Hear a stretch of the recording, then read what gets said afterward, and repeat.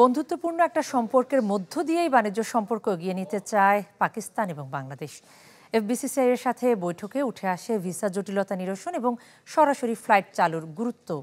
এ সময় বিভিন্ন খাতে বিনিয়োগের প্রস্তাবও দেয়া হয়। বিপুল সম্ভাবনার পরও গেল 2 দশকে খুব একটা এগোয়নি পাকিস্তান বাংলাদেশ বাণিজ্যিক সম্পর্ক। তবে রাজনৈতিক পট পরিবর্তনের পর তা বাড়াতে আগ্রহী দুই দেশ। তারই ধারাবাহিকতায় বাংলাদেশে এসে অংশীজনদের সাথে পাকিস্তানের ব্যবসায়ী নেতাদের এ বৈঠক।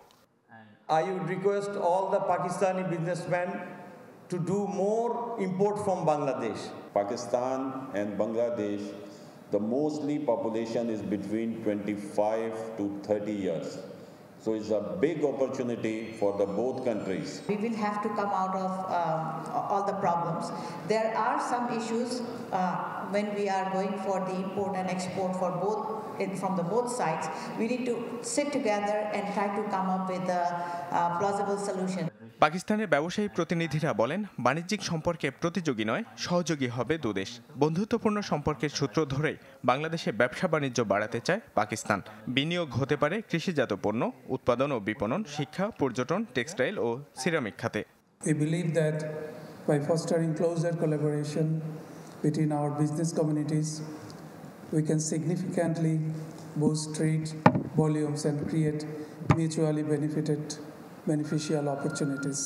সভায় উঠে আসে দুদেশের মধ্যে ভিসা জটিলতা এবং সরাসরি ফ্লাইট না থাকার বিষয়টি।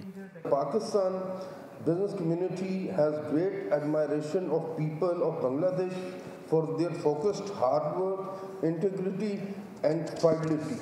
Pakistani companies have made some investment in Bangladesh, particularly in the textile and telecommunication sectors. সবশেষ অর্থবছরে পাকিস্তান থেকে বাংলাদেশ আমদানি করে $72 মিলিয়ন পণ্য, বিপরীতে রপ্তানি হয় 54 মিলিয়ন। ইমদাদ হক, চ্যানেল 24, ঢাকা।